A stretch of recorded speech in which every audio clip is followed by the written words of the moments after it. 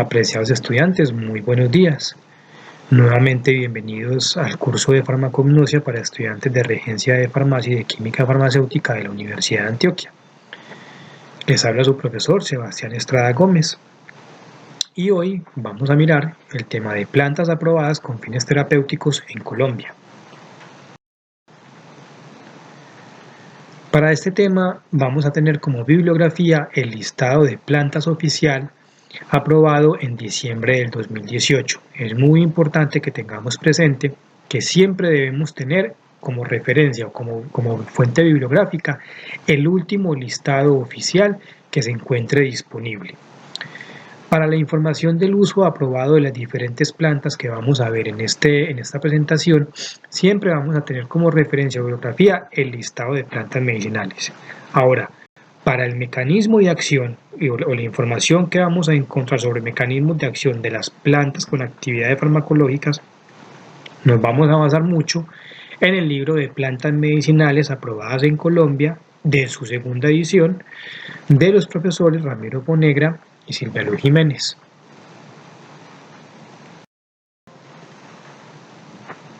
Bueno, ¿de dónde viene toda esta información? El listado oficial de plantas medicinales aprobados por el Gobierno de Colombia viene del INVIMA. El Ministerio de Salud delegó en el INVIMA la responsabilidad de emitir y actualizar constantemente este listado de plantas medicinales. El INVIMA tiene diferentes salas especializadas dependiendo del tipo de producto en los cuales tiene injerencia. Es así como vamos a encontrar, por ejemplo, la sala especializada de alimentos y alcohol, o la de medicamentos o dispositivos médicos, entre otras, y vamos a encontrar entonces la de productos naturales. En esas salas especializadas, cada una de ellas tiene un grupo o una serie de profesionales en cada una de esas áreas respectivamente, en las cuales van a hacer los diferentes aportes a las necesidades que tenga cada una de las salas o que esté llevando a cabo, o las solicitudes que esté llevando en cada una de las salas. Es así como encontramos, por ejemplo, que en la sala de productos naturales nos podemos encontrar, por ejemplo, con solicitudes para inclusión de plantas medicinales en el listado de plantas medicinales, o solicitudes asimismo para exclusión de plantas medicinales de ese listado, ya sea porque tienen un riesgo tóxico o ya sea porque no tienen ninguna actividad farmacológica aprobada, etcétera, etcétera, etcétera. ¿Listo? Y también cada una de esas salas pues va a tener una injerencia sobre la emisión o sobre todo lo que tenga que ver con registros sanitarios de cada uno de sus productos. En el listado de plantas medicinales nos vamos a encontrar entonces con una serie de información muy importante que la podemos agrupar o la podemos dividir en tres partes. La primera tiene que ver con las generalidades de la planta. Es así como nos vamos a encontrar entonces con los tres primeros datos básicos de cada una de las plantas, los cuales incluyen el nombre común, el nombre científico y la droga aprobada. ¿Sí? Entonces, en cuanto al nombre común, pues vamos a encontrar el nombre más común de la planta. No significa que sea el único, pueden haber varios. ¿Sí? Pero aquí vamos a encontrar entonces el nombre con el que comúnmente se conoce la planta. Posteriormente vemos en la siguiente columna el nombre científico. Y ya sabemos que entonces aquí hay una nomenclatura que es binomial, un nombre que está en latín, que está compuesto por género y especie, donde el género, la primera letra de este es en mayúscula, y en la especie la primera letra en minúscula, siempre en letra cursiva, etcétera, ¿sí? Y por último vamos a ver entonces la droga, que recuerden que para este curso droga significa la parte o el órgano aprobado de la planta donde encontramos los metabolitos potencialmente farmacológicos o con actividad farmacológica. El siguiente grupo de información va a estar entonces asociado al uso de la planta y, muy importante, a las contraindicaciones y advertencias relacionadas con el uso de cada una de estas plantas. Entonces nos vamos a encontrar cuál fue el uso aprobado que se le dio sobre una actividad farmacológica. Entonces, ya sea como pone aquí, antiinflamatorio de uso externo, podemos encontrar entonces estimulantes del apetito, podemos encontrar rubefacientes o analgésicos, etcétera, etcétera, ¿sí? Y para cada una de estas plantas, asociado a su uso, vamos a encontrar unas contraindicaciones y unas advertencias. Y por último, tenemos el grupo de información relacionado con las preparaciones farmacéuticas en las que se puede encontrar en el mercado cada una de estas plantas, ¿sí? El listado está dividido también en dos partes o en dos segmentos gruesos. El primero, como ven aquí, son las especies individuales, que es muy importante tener eso presente, ¿sí? Tenemos entonces las especies individuales y posteriormente, más abajo, vamos a tener las asociaciones aprobadas, porque no solamente podemos encontrar las plantas de forma individual, sino que buscando un efecto sinérgico de cada una de ellas podemos encontrar asociaciones enfocadas a un uso común o a un uso específico. Por ejemplo, podemos encontrar una asociación de varias plantas que sean estimulantes del apetito, un ejemplo, ¿sí? Más abajo pueden ver esa información. Y también van a encontrar plantas que han sido excluidas, que estaban anteriormente en otros listados, en el anterior o antes de cada uno de estos, y que por alguna causa, razón o motivo ha sido excluida del listado. Bueno, vamos entonces nuevamente a retomar con algunas definiciones que ya las habíamos visto en las sesiones anteriores. Retomamos entonces la definición de una planta aromática. Entendemos entonces por planta aromática plantas en las cuales vamos a encontrar un alto contenido de aceites esenciales, ¿sí? Y ya sabemos que asociado a la presencia de esos aceites esenciales tenemos entonces la posible presencia principalmente de compuestos fenólicos simples y de algunos compuestos monoterpénicos, ¿sí? Y estas plantas aromáticas pues normalmente son muy utilizadas en la industria farmacéutica, la industria alimentaria y la industria cosmética. Importante tener presente aquí que algunas de estas plantas aromáticas pueden también ser clasificadas como una planta medicinal, ¿sí?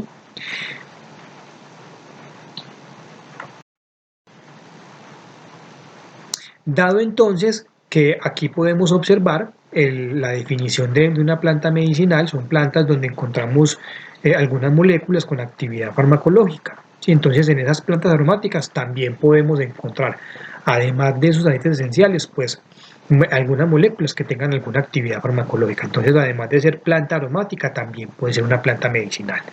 Y aquí nos encontramos entonces también con que hay algunas plantas que solamente son medicinales. Sí, podemos tener entonces un diente león o una planta similar, ¿ya?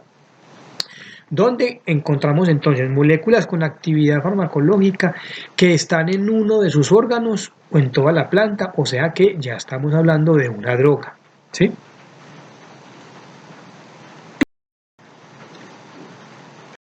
Y esto nos lleva entonces a un fitoterapéutico. El fitoterapéutico, como pone acá, es un producto medicinal que tiene un embalaje, ¿sí? Tiene un empacado y un etiquetado. Si tiene un etiquetado, entonces debe cumplir según lo que indica la legislación con una información mínima que debe llevar esta etiqueta. Cuando veamos el tema de legislación, la unidad de legislación, allí nos vamos a encontrar con la información que deben llevar estas etiquetas, donde en este producto las sustancias activas provienen de material vegetal de una planta medicinal, ¿sí? O podríamos decir que proviene que es de origen natural, ¿sí? Que puede ser la planta sola o una asociación de esta, ¿sí? En función de lo que nos diga el listado de plantas medicinales, que se puede presentar entonces en un estado bruto o en una forma farmacéutica y que se usa con un fin terapéutico. Entonces, esta que tenemos acá es la definición de un fitoterapéutico.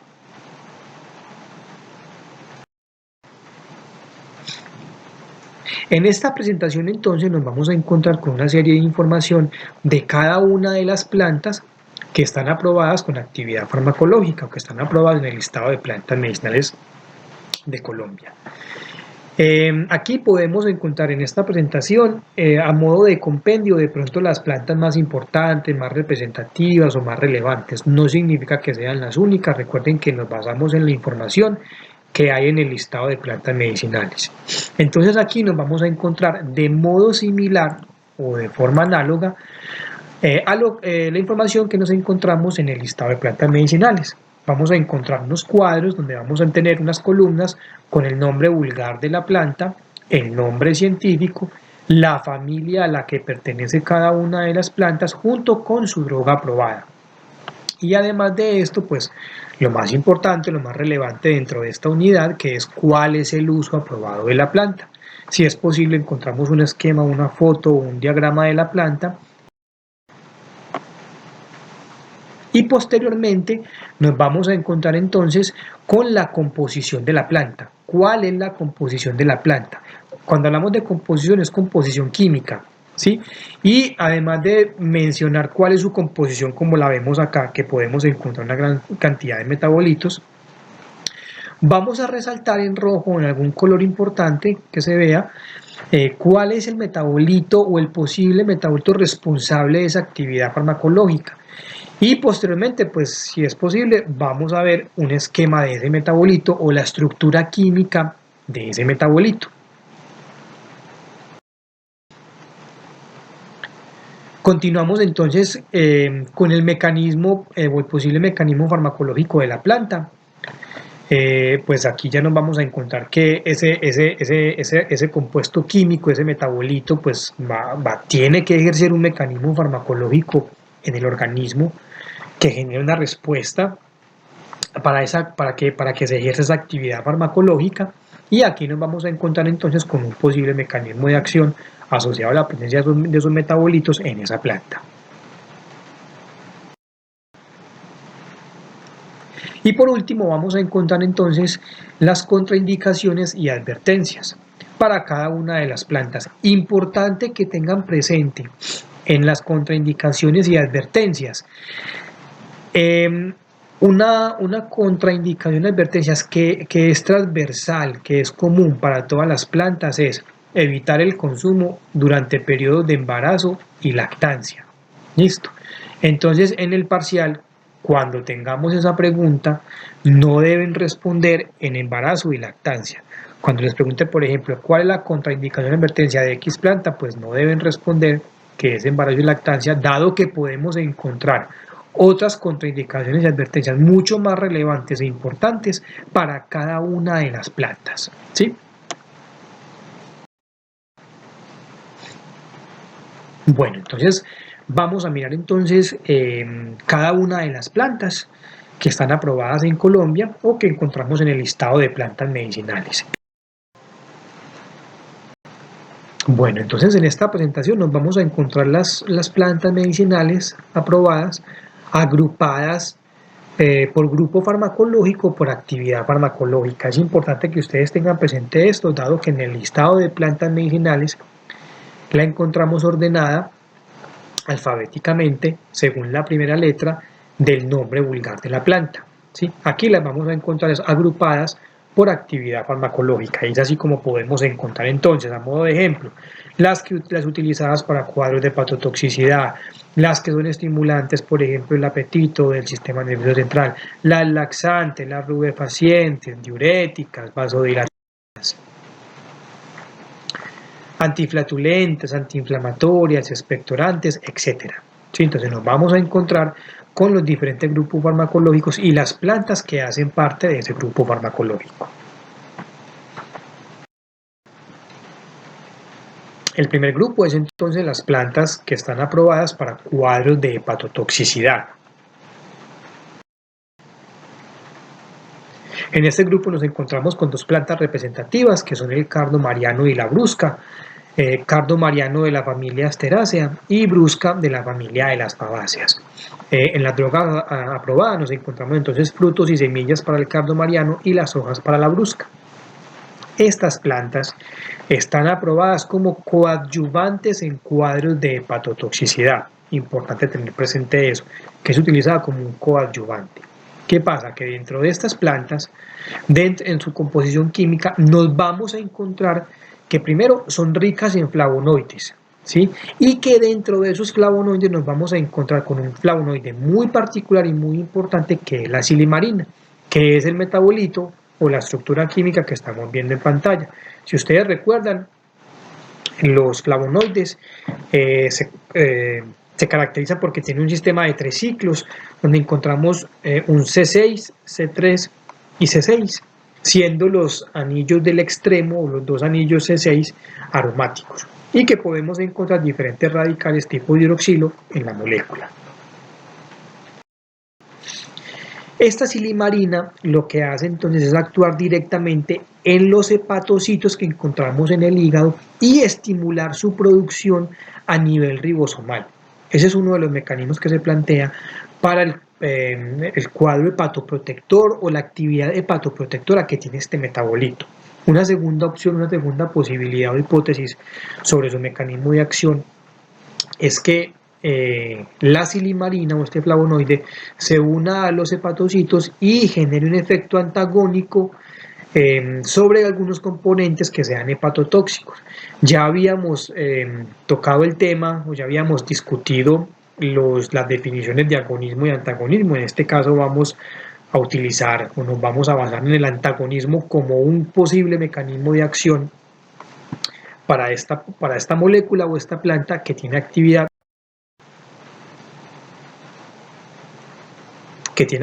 hepatoprotectora. Dentro de las contraindicaciones y advertencias que encontramos para esta planta o para estas plantas, primero tenemos entonces embarazo y lactancia, que ya sabemos que es una contraindicación y advertencia generalizada o transversal para las plantas.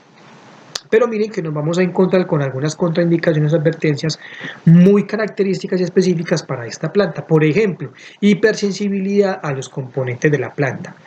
Ya les había dicho que entonces una de esas plantas era de la familia de las asteráceas y que potencialmente las asteráceas, dado que nos encontramos con algunas esquiterpenlactonas, estas esquiterpenlactonas pueden actuar como un apteno, ¿sí? Entonces ya habíamos hablado que es un apteno, ya habíamos visto esta parte en la clase de esquiterpenlactonas, ¿ya? Además de eso, entonces, asociado a esta hipersensibilidad, podría existir dermatitis por contacto con las espinas. También podría o hay una asociación a la colestasis, donde encontramos que es una afección al flujo de la bilis del hígado, ¿sí? Donde se hace un poco más lento o en algunos casos se puede detener por completo. Obstrucción de conductos biliares por esa posible aparición de colestasis. Y hay un riesgo, una advertencia, más que un riesgo, es una advertencia sobre personas que consuman la planta y tengan hipertensión arterial. Entonces hay que tener presente eso, hay que tener precaución, dado que se ha encontrado una posible actividad sobre esta hipertensión arterial. El segundo grupo son las plantas estimulantes del apetito. En este grupo nos encontramos 4 plantas importantes: ajenjo, rábano, genciana y milenrama. Ajenjo y milenrama de la familia de las asteráceas, mientras que rábano y genciana de la familia brassicácea y gentianácea. Dentro de la droga probada encontramos que podemos encontrar los metabolitos en flores, tallos, hojas, raíz, ¿sí? O sea que lo podemos encontrar en diferentes partes de la planta y todas 4 aprobadas como estimulantes del apetito. Dentro de estas plantas, de forma común en cada una de ellas, nos vamos a encontrar la presencia de algunos compuestos terpénicos. Podemos encontrar, por ejemplo, sesquiterpenlactonas o sesquiterpenos, o también nos podemos encontrar compuestos monoterpénicos, esto a modo general en cada una de las plantas. Aquí tenemos un esquema, una estructura química de un monoterpeno y aquí tenemos la de una sesquiterpenlactona. ¿Qué pasa? Que estos terpenos van a interactuar con los receptores del sabor amargo en la boca o en la lengua específicamente, van a activar estos receptores y van a estimular las secreciones estomacales, que en este caso sabemos que están compuestas principalmente por ácido clorhídrico. Entonces, eso va a generar una sensación de hambre. Por eso estas plantas son consideradas como estimulantes del apetito y el mecanismo de acción se hace por este medio, por los receptores amargos en la lengua o el gusto amargo que están ubicados en la lengua y por el posterior estímulo de secreciones estomacales. Dentro de las contraindicaciones y advertencias que tenemos que tener presente con estas plantas, pues nuevamente nos aparece la hipersensibilidad a componentes de la planta, dado que tenemos dos plantas de la familia de las asteráceas, pero comenzamos después a encontrar algunas contraindicaciones y advertencias puntuales. Por ejemplo, además del embarazo y la lactancia, que ya sabemos que es general para las plantas, no se debe consumir esta planta, o al menos no se debe consumir en tiempos prolongados, en personas que tienen gastritis o úlceras gastroduodenales. ¿Sí? ¿Por qué? Porque estamos aumentando la producción de ácido clorhídrico y eso puede exacerbar estos cuadros clínicos, estas patologías, ya sea la gastritis o la úlcera gastroduodenal. Puntualmente para el ajenjo nos podemos encontrar con una sesquiterpenlactona muy importante que se llama tuyona. ¿Sí? Esta tuyona la podemos encontrar entonces en el ajenjo, y esta sesquiterpenlactona se ha encontrado que puede producir convulsiones. Y además de esto, también se ha encontrado que puede ser un estimulante uterino. ¿Sí? Hay que tener mucha precaución con esta información, porque aquí hablamos de que potencialmente puede provocar convulsiones o puede generar estímulos a nivel de la musculatura lisa uterina. ¿Sí? Entonces es esa posibilidad, ¿sí?, que podemos encontrar en esta planta. Con la milenrama tenemos entonces que no se recomienda el tratamiento por un tiempo prolongado, al menos que no sea por más de 2 semanas, y en este caso también podemos encontrar que se puede generar fotosensibilidad.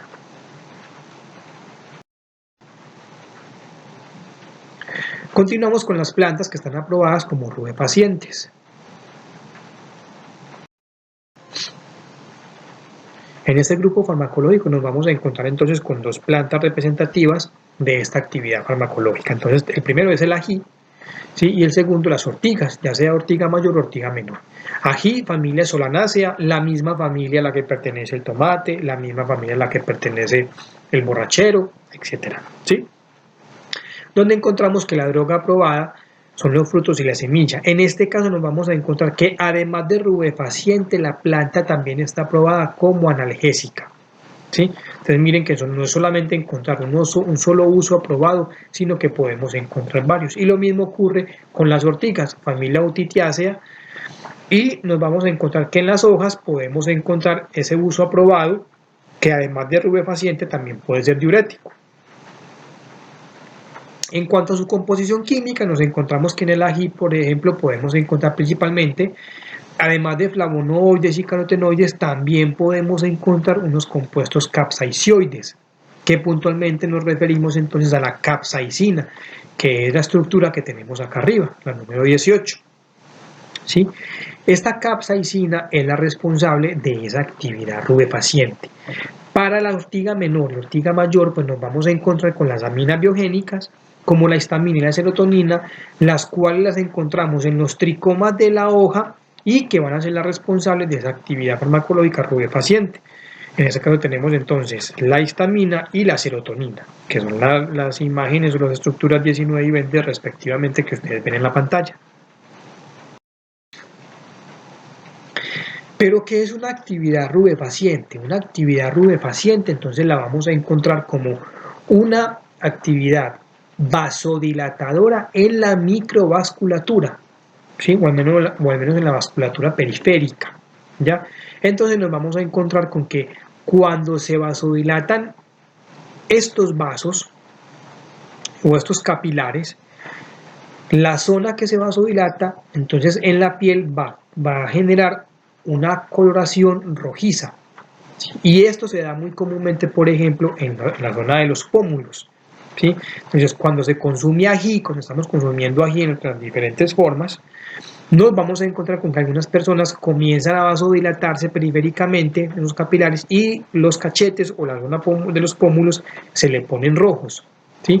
Y eso, además de ponerse rojos, pues también genera una hipertermia en la zona, ¿ya? Entonces es así como encontramos una actividad rubefaciente. En este caso, pues eso es muy común de los compuestos capsaicioides o de la capsaicina. Sin embargo, tenemos que tener presente para qué sirve que se vasodilaten los capilares o la vasculatura periférica en algunas zonas del cuerpo. Eso para qué es importante, o sea, para qué necesito yo que una planta, por ejemplo, genere una rubefacción. Esto es importante porque esto aumenta, por ejemplo, la capacidad de absorción de algunos compuestos, como algunos fármacos, por medio de la piel. ¿Por qué? Porque al vasodilatarse, pues va a generar una hipertermia ¿sí? Y eso va a permitir un aumento en la permeabilidad en la zona que se está vasodilatando. Entonces, eso permitiría, por ejemplo, la mejoría de la entrega de medicamentos a través de la piel, ¿sí?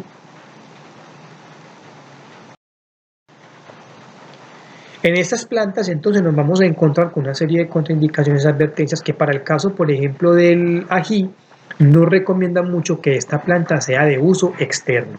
Es muy importante tenerlo presente, dado que esta planta o su extracto puede irritar la piel y puede irritar las mucosas, los diferentes tipos de mucosa, mucosa bucal, mucosa nasal, mucosa ocular, y ya sabemos que cuando consumimos ají, esa irritación pues se genera como una forma picante que tiene esta planta, ¿sí? No se debe aplicar en heridas directas, dado que puede generar también unos cuadros de irritación importantes, ni obviamente pues en los ojos porque tenemos una mucosa ocular importante. Nuevamente, la contraindicación general, no consumir en embarazo y lactancia, al menos no se recomienda. Tampoco se recomienda el consumo cuando en personas que tienen gastritis o úlceras pépticas o úlceras gastroduodenales, dado que el consumo de esta planta, ojo, cuando se consume, porque miren que se recomienda que sea de uso externo, pero cuando se consume, esta planta también puede aumentar la producción de ácido clorhídrico en el estómago, ¿sí? Y no se recomiendan tratamientos pues, mayores a un par de días, en este caso pues, no se recomienda mayores a 2 días.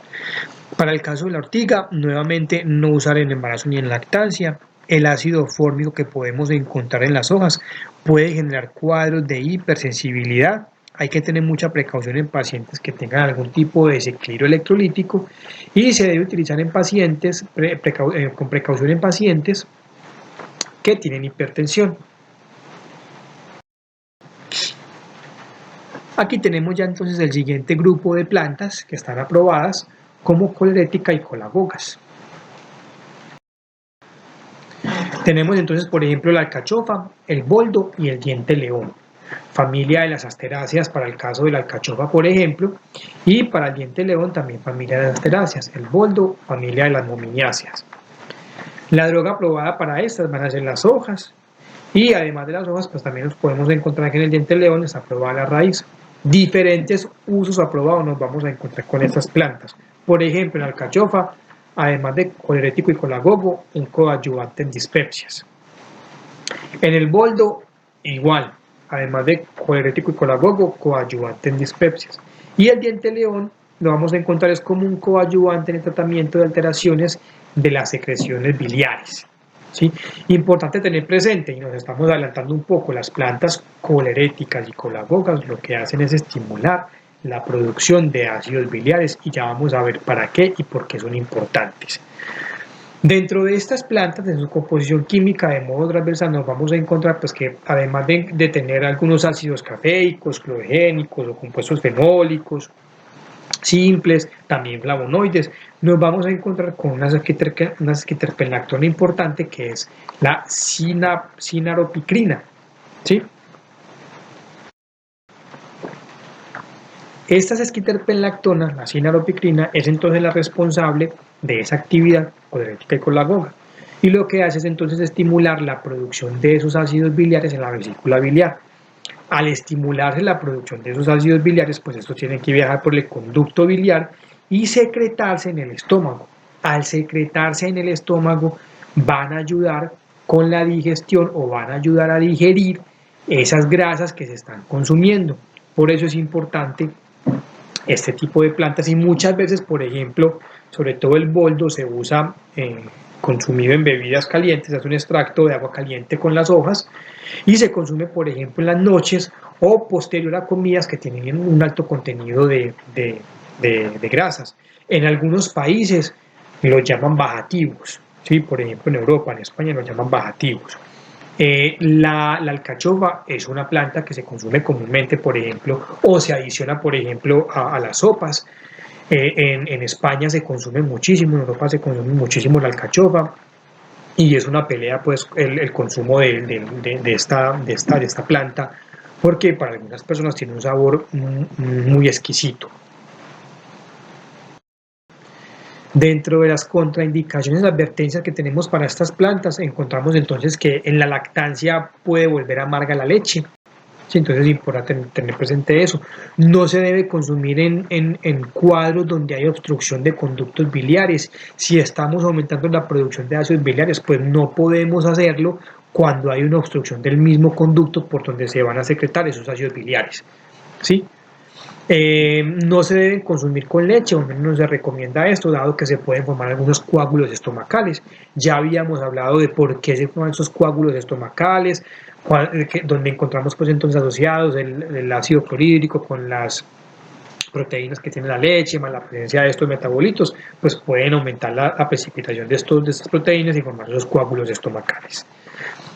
Puede haber entonces hipersensibilidad a algunos componentes de la planta y no se recomienda el consumo en niños menores de 12 años.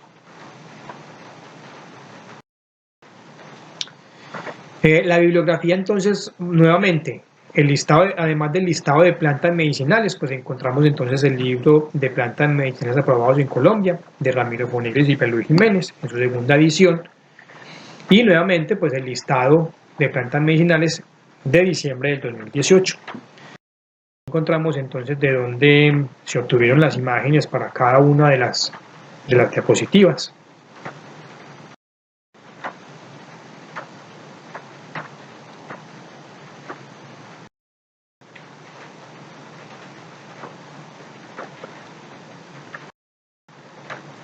Y muchas gracias por su atención.